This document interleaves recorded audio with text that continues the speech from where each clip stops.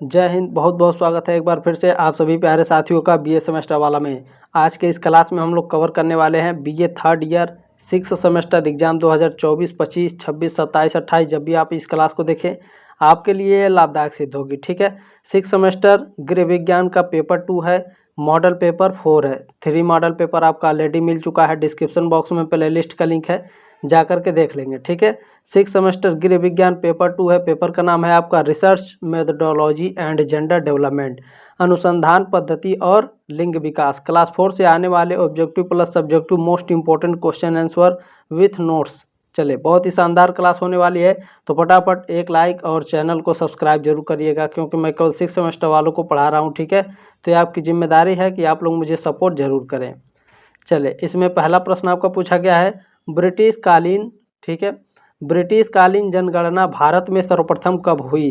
तो देखिए, अगर ब्रिटिश कालीन जनगणना पूछेगा भारत में तो 1891 में हुई थी। ठीक है, अच्छा, मैं इसमें कुछ और इम्पोर्टेंट नोट्स बता रहा हूँ, ध्यान दीजिएगा, बहुत ही इम्पोर्टेंट है। ठीक है, अगर पूछेगा आपके एग्जाम में कि ब्रिटिश कालीन जनगणना भारत में तो 1891। अगर पूछेगा कि आज़ादी के पहले भारत में जनगणना कब हुई थी, तो 1872 में भारत में सर्वप्रथम जनगणना हुई थी। ठीक है, अगर पूछेगा आपसे कि आज़ादी के बाद भारत में जनगणना कब हुई थी, तो 1951 में, ठीक है, भारत में पहली बार जनगणना हुई थी स्वतंत्रता के बाद। ठीक है, ध्यान रखेंगे, बहुत ही इंपॉर्टेंट पॉइंट है। प्लीज़ अगर अच्छा लग रहा हो क्लास तो आगे इसे ज़रूर शेयर कर दीजिएगा। ठीक है, चले, एक लाइक कर दीजिएगा ज़रूर। चले, दूसरा प्रश्न आपका क्या पूछा गया है इसमें, एक सामाजिक सर्वेक्षण में किसी विशेष क्षेत्र के लोगों के रहन सहन तथा कार्य करने की दशाओं से संबंधित तथ्य एकत्रित किए जाते हैं। यह कथन किसका है? यह कथन है बोगार्ट्स का। ये ऑप्शन आपका करेक्ट हो जाएगा। देखिए, जो आपका पेपर 2 है, ठीक है, इसमें आपका स्टेटमेंट वाले क्वेश्चंस ज़्यादा आएंगे, स्टेटमेंट और बुक से रिलेटेड। ठीक है, आथर और बुक के, ठीक है, किताब और लेखक और जो स्टेटमेंट वाले क्वेश्चन है ये ज़्यादा आएंगे आपके एग्जाम में। ठीक है, ध्यान रखेंगे। तीसरा प्रश्न आपको क्या पूछा गया है, सामान्यतया सामाजिक सर्वेक्षण को किसी विशिष्ट क्षेत्र में रहने वाले एक मानव समूह की सामाजिक संस्थाओं और क्रियाओं के अध्ययन के रूप में परिभाषित किया जा सकता है। यह परिभाषा किसकी है? यह परिभाषा है वेल्स की। ये ऑप्शन आपका करेक्ट हो जाएगा। चले, बहुत ही शानदार तरीके से समझते चलेंगे। प्रश्न नंबर 4 आपका क्या पूछा है, शोधकर्ता के जन्मदाता कौन माने जाते हैं? तो अगस्त काम्टे को शोधकर्ता का जनक माना जाता है। चौथे का ऑप्शन नंबर 1 करेक्ट हो जाएगा। प्रश्न नंबर 5 क्या पूछा गया है, विज्ञान का संबंध पद्धति से है न कि विषय सामग्री से। यह कथन किसका है? यह किसने कहा था? तो स्टुअर्ट चेज ने कहा था। ठीक है, स्टुअर्ट चेज ने क्या कहा था, विज्ञान का संबंध पद्धति से है न कि सामग्री से। ठीक है, चलिए, बहुत ही शानदार शानदार प्रश्न है, ये सभी आपके एग्जाम में आएंगे। प्रश्न नंबर 6 आपका क्या पूछा है, व्यापक अर्थ में वैज्ञानिक पद्धति तथा तथ्यों के व्यवस्थित अवलोकन, वर्गीकरण तथा व्याख्या यानी निर्वचन से निर्मित है। ठीक है, समझ में आया? जो व्यापक अर्थ में वैज्ञानिक पद्धति है, तथ्यों के व्यवस्थित अवलोकन, वर्गीकरण तथा जो व्याख्या यानी निर्वचन से निर्मित है। वैज्ञानिक पद्धति की यह परिभाषा किसने दी है? तो यह परिभाषा दिए हैं लुंडबर्ग जी। ठीक है, ये ऑप्शन आपका करेक्ट हो जाएगा। चलें, आगे बढ़ते हैं। प्रश्न नंबर 7 आपका क्या पूछा गया है, बहुत ध्यानपूर्वक देखिएगा। अवधारणा वस्तुओं के एक वर्ग का विचार अथवा सामान्य विचार होता है। यह परिभाषा किसका है? यानी जो अवधारणा है यह वस्तुओं के एक वर्ग का विचार या फिर सामान्य विचार होता है। यह अवधारणा है, यह वास्तविक निरीक्षण व यथार्थ अनुभव पर निर्भर करता है। ठीक है, जो अवधारणा वस्तुओं के एक वर्ग का विचार होता है यह वास्तविक निरीक्षण व यथार्थ अनुभव पर निर्भर करता है। ध्यान रखेंगे, बहुत ही शानदार प्रश्न है। प्रश्न नंबर 8 आपका क्या पूछा गया है, ठीक सिद्धांत संबंधित तथ्यों के उत्तम भोजन पर ही पनपता हो। यह कथन किसका है? बताइए, यह कथन मार्टन का है, न्यूटन का है? तो यह कथन आर के मार्टन का है। किसका भैया? आर के मार्टन का। ठीक है, ये ऑप्शन करेक्ट हो जाएगा आपका। चलिए, 9 नंबर प्रश्न देखिएगा, बहुत ही शानदार है। सुविचार निदर्शन से तात्पर्य इकाइयों के समूह को इस प्रकार चुनने से है कि चुने हुए वर्ग मिलकर जहां तक हो सके वही औसत अथवा अनुपात प्रदान करे जो समग्र में है। यह परिभाषा किसने दी है? तो एलिफ जैनसन ने दी है। ए ऑप्शन करेक्ट हो जाएगा आपका। चलिए 10 नंबर प्रश्न देखेंगे, हमारा क्या पूछा गया है, विश्लेषण और व्याख्या की प्रक्रिया में निम्नलिखित में से कौन सा कार्य नहीं आता है। तो तथ्यों का संकलन जो होता है विश्लेषण और व्याख्या की प्रक्रिया में नहीं आता है, ठीक है, ए ऑप्शन करेक्ट हो जाएगा। चलिए 11 नंबर प्रश्न देखेंगे, हमारा क्या है, वर्गीकरण अनिवार्य रूप से वस्तुओं को उनकी समान विशेषताओं के आधार पर एक साथ एक प्रकार है ताकि उन्हें सरलता से समझा जा सके। यह परिभाषा किसने दी है? यह परिभाषा दी है पीटर एच मन ने, ठीक है, बहुत ही फेमस ये कथन है इनका, ठीक है। वर्गीकरण अनिवार्य रूप से वस्तुओं को उनकी समान विशेषताओं के आधार पर एक साथ एक प्रकार है ताकि उन्हें सरलता से समझा जा सके, ठीक है। यह परिभाषा पीटर एच मन का है, यह ऑप्शन करेक्ट हो जाएगा। चलिए 12 नंबर प्रश्न आपका क्या पूछा गया है, विस्तृत अर्थों में सारणीय तथ्यों की कालमों एवं कतारों में एक क्रमबद्ध अवस्था है।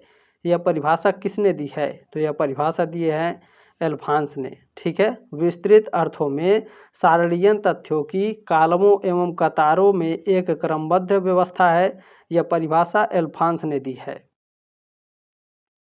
13 नंबर प्रश्न देखेंगे, हमारा क्या पूछा गया है, एक मापन उपकरण की विश्वसनीयता को जांचने के लिए निम्नलिखित में से किस विधि का उपयोग किया जाता है?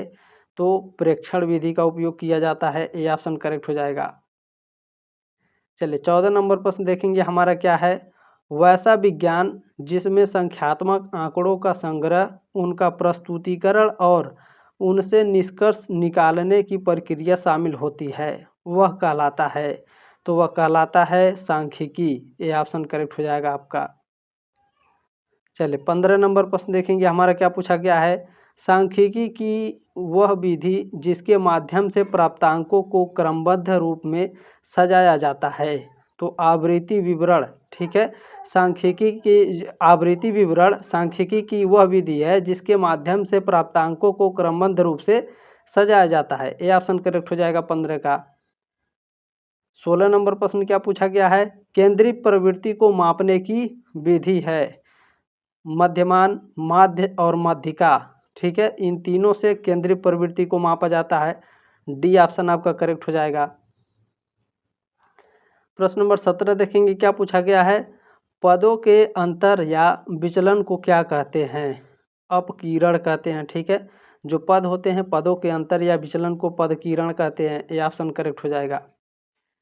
चलिए 18 नंबर प्रश्न देखेंगे, हमारा क्या पूछा गया है, विचलन को ज्ञात करने का सूत्र है चतुर्थक विचलन, ठीक है, विचलन को ज्ञात करने का सूत्र क्या कौन सा है इसमें से, चतुर्थ विचलन, ये ऑप्शन करेक्ट हो जाएगा 18 का।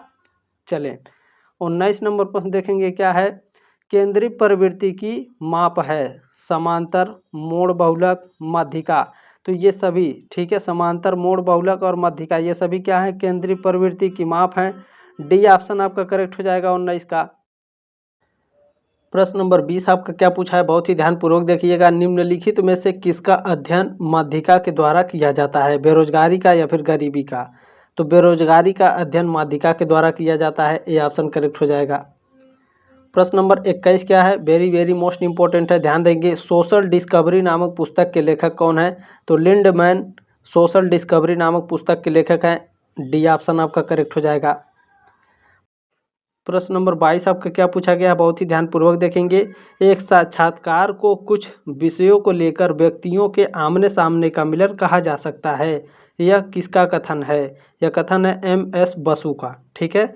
एक साक्षात्कार मतलब एक इंटरव्यू, ठीक है, साक्षात्कार मतलब क्या होता है, इंटरव्यू, ठीक है। तो एक इंटरव्यू को कुछ विषयों को लेकर व्यक्तियों के आमने सामने का मिलन कहा जा सकता है, यह किसने कहा था, एम.एस. बसु ने, बी ऑप्शन करेक्ट हो जाएगा आपका।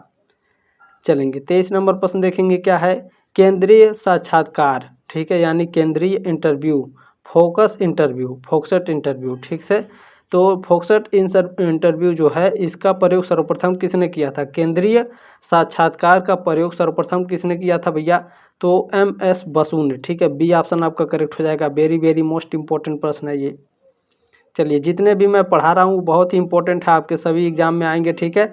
चलिए 24 नंबर प्रश्न देखेंगे, क्या है, निरीक्षण सामाजिक अनुसंधान की शास्त्रीय पद्धति है, यह किसने कहा है?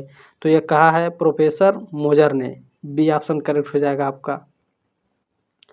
चलिए 25 नंबर प्रश्न देखेंगे हमारा क्या है। विशिष्ट अधम निरीक्षण में कानों तथा वाणी की अपेक्षा आँखों का प्रयोग होता है, यह परिभाषा किसकी है? यह परिभाषा है मोजर तथा कैल्टन की। ये ऑप्शन करेक्ट हो जाएगा आपका।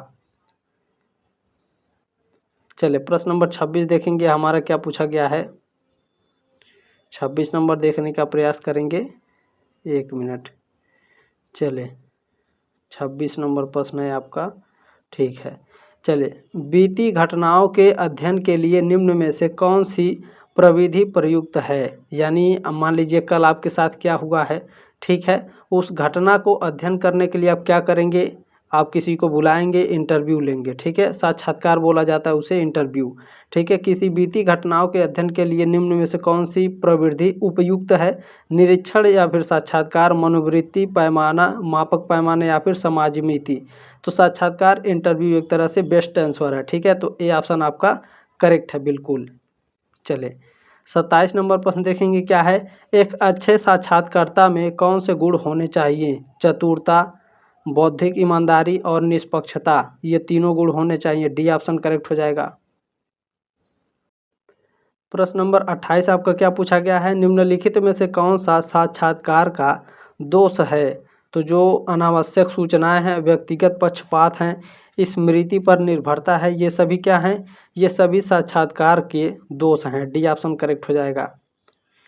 चलिए 29 नंबर प्रश्न देखेंगे हमारा क्या पूछा है। अनुसूची प्रायः ऐसे प्रश्नों के समूह का नाम है जिन्हें एक साक्षात्कारता अन्य व्यक्ति से आमने सामने की स्थिति में पूछता है तथा उसके उत्तर स्वयं भरता है।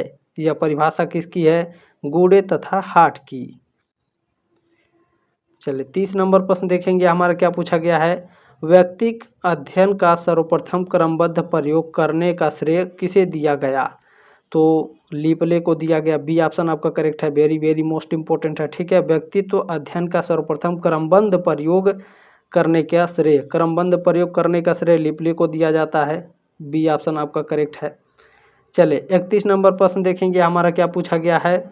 केंद्रीय प्रवृत्ति और विसर्जन के निम्नलिखित माप अनोवा में उपयोग किए जाते हैं। तो अनोवा में माध्य और मानक विचलन उपयोग किए जाते हैं। ये ऑप्शन करेक्ट हो जाएगा। प्रश्न नंबर 32 आपका क्या पूछा गया है। अपने संकुचित अर्थ में व्यक्तिगत प्रलेख किसी व्यक्ति के द्वारा उसकी स्वयं की क्रियाओं, अनुभवों एवं विश्वासों के बारे में स्वयं द्वारा लिखा गया एक विवरण है। यह किसका कथन है? यह कथन है जॉन मेज का। ए ऑप्शन करेक्ट हो जाएगा आपका। चलिए 33 नंबर प्रश्न आपका क्या पूछा गया है। मैं जब कोई भी खोज या अनुसंधान करना चाहता हूँ तब मैं भूतकाल में उसके संबंध में जो कुछ किया जा चुका है उसे पढ़कर उसके पश्चात अपना कार्य प्रारंभ करना चाहता हूँ। यह किसका कथन है? यह कथन है एडिसन का। ये ऑप्शन करेक्ट हो जाएगा। चलिए 34 नंबर प्रश्न क्या है। द्वितीयक तथ्य का मुख्य स्रोत कौन सा है? प्रलेख, पांडुलिपि और डायरी, ये तीनों क्या हैं? ये तीनों आपके द्वितीयक तथ्य के प्रमुख स्रोत हैं। डी ऑप्शन आपका करेक्ट हो जाएगा। चलिए 35 नंबर प्रश्न आपका क्या पूछा गया है। प्राथमिक तथ्य के लिए निम्न स्रोतों में से कौन सा सही है? तो प्रत्यक्ष, निरीक्षण, साक्षात्कार और प्रश्नावली, ये तीनों आपके प्राथमिक तथ्य के लिए, ठीक है, तीनों प्राथमिक तथ्य में आते हैं, तीनों प्राथमिक तथ्य स्रोत में आते हैं। तो डी ऑप्शन आपका करेक्ट है। चलिए 36 नंबर प्रश्न क्या पूछा है। लोकसभा की कार्यवाही का रिकॉर्ड है, द्वितीयक स्रोत है भैया, ठीक है। लोकसभा की कार्यवाही का रिकॉर्ड कैसा है? द्वितीयक स्रोत है। ए ऑप्शन करेक्ट हो जाएगा 36 का। चलिए 37 नंबर प्रश्न देखेंगे हमारा क्या पूछा है। जनगणना रिपोर्ट से शिक्षा के स्तर का पता चलता है। ये ऑप्शन करेक्ट हो जाएगा आपका। चलिए प्रश्न नंबर 38 देखेंगे हमारा क्या पूछा गया है। द्वितीयक स्रोत के अंतर्गत आते हैं लिखित दस्तावेज, जनगणना रिपोर्ट, ऐतिहासिक प्रलेख, ये सभी आपके, ठीक है, द्वितीयक स्रोत के अंतर्गत आते हैं, ठीक है। लिखित दस्तावेज, जनगणना रिपोर्ट, ऐतिहासिक प्रलेख, ये द्वितीयक स्रोत के अंतर्गत आते हैं। डी ऑप्शन आपका करेक्ट हो जाएगा। प्रश्न नंबर 39 क्या पूछा गया है, सिंधु घाटी सभ्यता के अवशेष से प्राप्त तथ्य किस श्रेणी में आते हैं? तो ये द्वितीयक तथ्य में आते हैं। ठीक है, वेरी वेरी मोस्ट इंपॉर्टेंट प्रश्न है। सिंधु घाटी सभ्यता के अवशेष जो प्राप्त होते हैं वो किस श्रेणी में होते हैं? सॉरी, सिंधु घाटी सभ्यता के जो अवशेष प्राप्त हुए हैं, ठीक है, वो किस श्रेणी में आते हैं? द्वितीयक तथ्य में आते हैं। ये ऑप्शन करेक्ट हो जाएगा। प्रश्न नंबर 40 आपका क्या पूछा गया है, विशिष्ट अर्थ में निरीक्षण में कानों तथा वाणी की अपेक्षा आँखों का प्रयोग होता है। ठीक है, यह परिभाषा किसकी है? यह परिभाषा है मोजर तथा कार्ल्टन की। ये ऑप्शन करेक्ट हो जाएगा आपका। प्रश्न नंबर 41 बहुत ही शानदार है। क्या पूछा है भैया, इस प्रविधि का प्रयोग तभी किया जा सकता है जबकि निरीक्षणकर्ता अपने उद्देश्य को प्रकट किए बिना समूह का सदस्य मान लिया जाता है। यह कथन किसका है? गूडे तथा हार्ट का है। यह ऑप्शन करेक्ट हो जाएगा। प्रश्न नंबर 42 क्या पूछा गया है आपका, सामाजिक दूरी का मापने संबंधी पैमाना का निर्माण किसने किया? तो किसने किया भैया? तो बोगार्ट्स ने किया। ठीक है, सामाजिक दूरी का मापने संबंधी पैमाने का निर्माण किसने किया? बोगार्ट्स ने। वेरी वेरी मोस्ट इंपॉर्टेंट है। ठीक है, ये जो क्लास है बहुत ही शानदार है। देखिएगा, इस क्लास से आपके कई सारे प्रश्न एग्जाम में आएंगे। ठीक है, प्रश्न नंबर 43 क्या पूछा है, 43 नंबर है, निम्नलिखित में से विश्वसनीयता की परख किस पद्धति में की जाती है? जो विश्वसनीयता है परीक्षा पुनर्परीक्षा पद्धति में की जाती है, तुलनीय प्रकार की पद्धति में की जाती है और आंतरिक संगति पद्धति में की जाती है। ठीक है, डी ऑप्शन आपका करेक्ट है। प्रश्न नंबर 44 क्या है, बहुत ही शानदार प्रश्न है, विचार, प्रेम, घृणा आदि सामाजिक घटनाएं किस श्रेणी में रखी जाती हैं? गुणात्मक श्रेणी में या फिर अनुमापन श्रेणी में?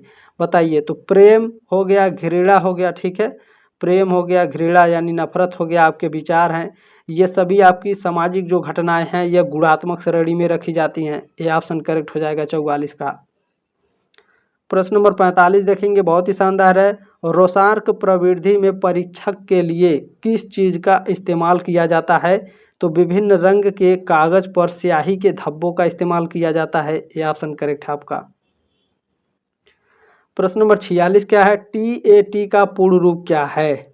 Thematic apperception test. ठीक है, यहाँ पर देखिए मैंने काफ़ी शानदार तरीके से हिंदी और इंग्लिश में दोनों लिखा है। ठीक है, थेमेटिक एपरेशन टेस्ट। ठीक है, प्रासंगिक अंतर्बोध परीक्षण इसे बोलते हैं। TAT का पूरा नाम क्या है? वेरी वेरी मोस्ट इंपॉर्टेंट, ये आएगा जरूर 100% आपके एग्जाम में। ठीक है, TAT का पूरा नाम क्या है? प्रासंगिक अंतर्बोध परीक्षण। हिंदी में ध्यान रखिएगा, इंग्लिश में भी। ठीक है, थेमेटिक अप्रिसेप्शन टेस्ट। चले प्रश्न नंबर 47 देखेंगे, हमारा क्या पूछा गया है, मानव मस्तिष्क का कितना भाग अचेतन होता है? मानव मस्तिष्क का जो 1/10 भाग, ठीक है, जो मानव मस्तिष्क का 1/10 भाग होता है यह अचेतन होता है। ठीक है, डी ऑप्शन आपका करेक्ट हो जाएगा। चलिए 48 नंबर प्रश्न वेरी वेरी मोस्ट इंपॉर्टेंट है। क्या है, हु शैल सर्वाइव नामक पुस्तक के लेखक कौन थे? Jacob L Moreno. ठीक है, बहुत ही शानदार है। हु शैल सर्वाइव नामक पुस्तक के लेखक कौन है? Jacob L Moreno. ठीक है, चले बहुत ही शानदार। चले प्रश्न नंबर 49 का पूछा गया है, धर्मटन पैमाना विधि का प्रयोग किसमें किया जाता है? जो धर्मटन पैमाना विधि है इसका प्रयोग किसमें किया जाता है भैया? तो व्यक्ति की मनोवृत्तियों को मापने में किया जाता है। ठीक है, जो व्यक्ति होते हैं इनकी मनोवृत्तियों को मापने के लिए धर्मटन पैमाना विधि का प्रयोग किया जाता है। ये ऑप्शन आपका करेक्ट हो जाएगा। चलें प्रश्न नंबर 50 देखेंगे, आपका क्या पूछा गया है, महिलाओं के अधिकारों के संबंधित पुस्तक। ठीक है, जो महिलाएं हैं उनके अधिकारों से संबंधित पुस्तक है 10 जजमेंट्स दैट चेंजेड इंडिया। इसके रचनाकार कौन है भैया? तो जिया मोदी हैं। ठीक है, ये ऑप्शन आपका करेक्ट है। Very very very most important ये आपका प्रश्न है। साथियों आप लोग बताइएगा क्लास कैसी लगी, जानकारी कैसी लगी, प्लीज़ सब्सक्राइब जरूर करिएगा, इस क्लास को शेयर जरूर करेंगे, एक लाइक करके जरूर जाइएगा। जल्दी मिलते हैं आपके नेक्स्ट मॉडल पेपर में, तब तक के लिए जय हिंद, वंदे मातरम।